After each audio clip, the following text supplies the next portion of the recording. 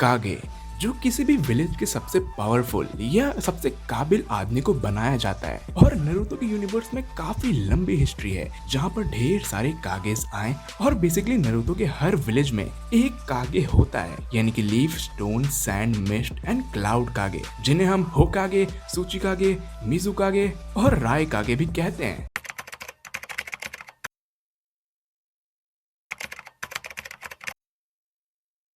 Kazekage. Well guys, इस video में हम अब तक के आए हुए टॉप 10 कागेज को रैंक करेंगे और ये देखेंगे स्टार्टिंग से लेके अब तक जितने भी कागेज आए हैं उनमें से टॉप 10 मोस्ट पावरफुल कागेज कौन से हैं। अब ऐसा भी हो सकता है कि वो जिंदा ना भी हो, लेकिन हम उनके फीट्स, उनके काबिलियत और उनके ओवरऑल पावर्स को एनालाइज करके उन्हें रैंक करेंगे। तो without wasting any more time, let's begin this video. Number 10, ओनोकी। अब ओनोकी बेसिकली फर्स्ट सूचिकागे के ग्रैंडसन थे और भाई ये बंदा लिटरली कितना ज्यादा पावरफुल था ये तो हमने तभी विटनेस कर लिया जब इसने माद्रा के मीटियोर को रोक लिया था। बेसिकली ओनोकी करता क्या है कि ये किसी भी चीज की ग्रेविटी को बिल्कुल जीरो कर सकता है और उसकी मदद से ये ऐसा पहला शिनोबी था जिसे मैंने उड़ता हुआ देखा था। एंड या डेफिनेटली ओनोकी इस पूरे नारुतो यूनिवर्स का मोस्ट पावरफुल जुत्सु भी पोजेस करता है, यानी कि डस्ट रिलीज, जो कि एक बहुत ही ज्यादा हाई लेवल निंजुत्सु है जिसमें यूजर एक 3D क्यूब बनाता है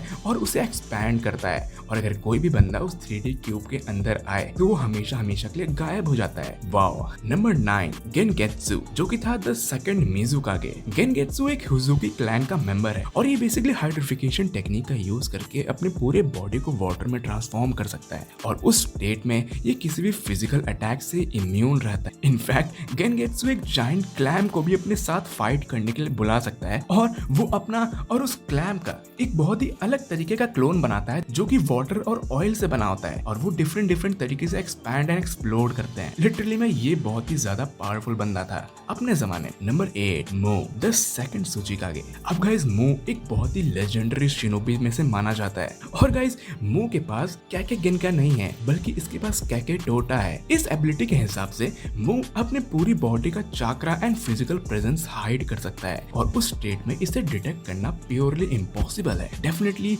मो भी ओनोकी की तरह डस्ट पार्टिकल का यूज कर सकता है जो कि इसे one of the most deadliest shinobi या कहें डेडलीस्ट कागे में से एक बनाता है। नंबर 7, अपना सेकंड होकागे यानी कि टोबिरामा। गाइस नारुतो के यूनिवर्स में ज्यादातर जुत्सु जो नारुतो यूज करता है वो टोबिरामा नहीं बनाए हैं, जैसे कि शैडो क्लोन जुत्सु। टोबिरामा बेसिकली एक वाटर स्टाइल यूजर है, लेकिन जो टोबिरामा की सबसे खास बात है कि ये सारे 5 चाक्रा नेचर्स को मास्टर कर चुका है एंड ये वाटर एंड विंड स्टाइल को मिक्स करके एक बहुत ही बड़ा ड्रैगन बना सकता है। इनफैक्ट मिनाटो का फ्लाइंग राइजीन भी टोबिरामा ने ही इन्वेंट किया था, जिसका नाम उसने दिया था फ्लाइंग थंडर गॉड टेक्निक, जो कि एक स्पेस टाइम निंजुत्सु है। यानी कि गाइस मिनाटो और नारुतो के पावर के पीछे का रीजन टोबिरामा ही है। Number 6, the third Kazekage. Well guys Naruto के यूनिवर्स में इसका नाम अच्छे से स्टेट नहीं किया गया है और जहां तक मैंने रिसर्च की है मुझे इसका नाम पता नहीं चला, लेकिन गाइस इसके फीट्स मुझे पता है। हम गाइस बेसिकली थर्ड काज़ेकागे को सासुरी ने ही डिफीट किया था और इससे बहुत सारे लोग सोचते होंगे कि थर्ड काज़ेकागे एक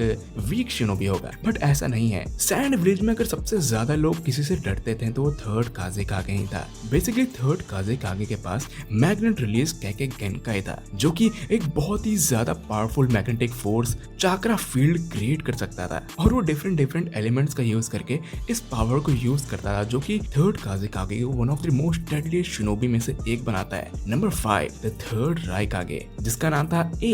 अब गाइस द थर्ड रायकागे फोर्थ रायकागे का बाप है और गाइस इसे हमने लिटरली बैटल में देखा भी है और इसके फीट्स भी हमने सुने हैं। थर्ड रायकागे इतना ज्यादा पावरफुल था कि उसने अकेले एक टेल को हरा दिया था बिना एक भी स्क्रैच लिए और जो स्क्रैच उसे पड़ा था वो उसके खुद के अटैक से ही पड़ा था। थर्ड रायकागे लिटरली 10,000 एनिमीज से अकेले लड़ा था, literally 10,000 enemies. And definitely third Kazekage इतना ज्यादा फास्ट था और उसके पीछे का रीजन ये था कि वो अपने पूरी बॉडी को लाइटनिंग चाक्रा सारा क्लोक में कवर कर लेता था। इनफैक्ट नारुतो को भी काफी मुश्किल हुई थी उसे हराने में। अगर नारुतो को उसका वीक पॉइंट ना पता होता तो शायद वो उसे हरा भी नहीं पाता। Number 4, Hiruzen the third Hokage. अब हिरोजिन को बहुत सारे लोग अंडर एस्टिमेट करते हैं और मेरे हिसाब से हिरोजिन एक बहुत ही ज्यादा पावरफुल शिनोबी था जब वो अपने प्राइम फॉर्म में था। हमने हिरोजिन को जहां तक देखा है वो हमेशा बूढ़ा ही दिखा है और उसके प्राइम फॉर्म के फीट्स भी ज्यादा सुनाए नहीं गए हैं। लेकिन गाइज हिरोजिन एक्चुअली में 5 एलिमेंट्स को मास्टर कर चुका है, वो भी सेम लेवल पे। हिरोजिन को अपने होकागे का टाइटल बहुत ही ज्यादा कम एज में ही मिल गया था।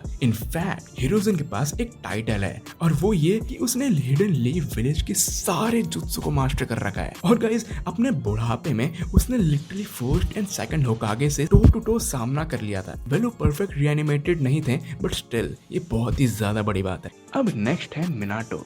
अब इस बंदे ने सेकंड होकागे के जुत्सु यानी कि फ्लाइंग थंडर गॉड को अपग्रेड करके एक नया जुत्सु बनाया जिसको इसने नाम दिया फ्लाइंग राइजीन। और ये बंदा एक इकलौता फ्लाइंग राइजीन का यूजर है और फ्लाइंग राइजीन इस पूरे नारुतो यूनिवर्स का फास्टेस्ट टेलीपोर्टेशन जुत्सु है और तभी इसको इसका निकनेम मिला यानी कि येलो फ्लैश। ये बंदा एक्चुअली में पूरी आर्मी को डिफीट कर सकता है। इसने ओबिटो को डिफीट कर रखा है, कुरामा को हरा रखा है और रासिंगान भी बनाया था। ये बंदा एक्चुअली में बहुत ही ज्यादा पावरफुल शिनोबी है और इससे एक्चुअली में सारे के सारे नेशंस डरते थे। नंबर 2, द फर्स्ट होकागे यानी कि हाशिरामा।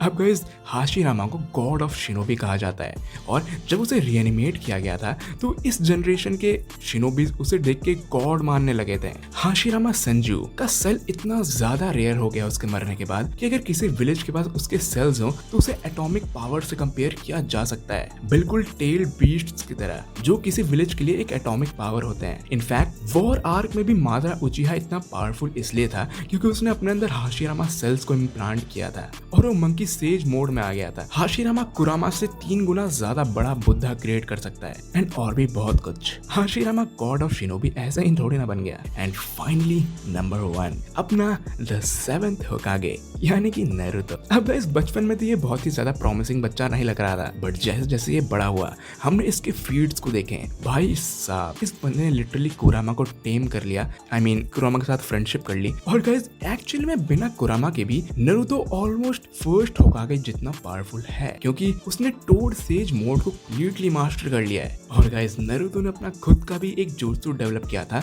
जो था राशिन शूरिकेन, जो कि इतना पावरफुल जुत्सु था जिसने लिटरली एक हिट में काकुजू को डिफीट कर दिया था। और गाइस लिटरली राशिन शूरिकेन इतना ज्यादा पावरफुल जुत्सु है कि उससे यूजर को भी बहुत ज्यादा डैमेज मिलता है बट नारुतो ने उसे भी ओवरकम कर लिया सेज मोड का यूज करके। और गाइस हाँ, हम लोग बैरियन मोड को कैसे भूल सकते हैं। ये पावर इस पूरे नारुतो यूनिवर्स की सबसे ओपी पावर है एंड नो डाउट इन्हीं सारे रीजंस की वजह से नारुतो टॉप पे आता है। तो यार गाइस यही थी मेरी लिस्ट बट इस वीडियो को एंड करने से पहले मैं कुछ ऑनररी मेंशंस भी करना चाहता हूँ। यानी कि नंबर 11 पे आता है यागोरा द 4th मिजुकागे, नंबर 12 पे आता है ए द 4th राइकागे, नंबर 13 पे आता है रासा द 4th काजेकागे, नंबर 14 पे आती है सुनाडे the 5th होकागे and finally number 15 पे आता है गारा द 5th काजेकागे। एंड या गाइस गारा इस पूरे नारुतो यूनिवर्स सबसे कमजोर कागे है। वो लोग कमजोर इसलिए नहीं है क्योंकि उसकी पावर कम है बट इसलिए है क्योंकि वो इन सब में सबसे कम एक्सपीरियंस्ड कागे है। एंड आई गेस मेरी आज की लिस्ट यही खत्म होती है। अगर आप इस वीडियो और इस रैंकिंग से एग्री नहीं करते हैं तो आप अपनी लिस्ट भी नीचे कमेंट सेक्शन में जरूर बता सकते हैं। And yup, finally thanks for watching this video.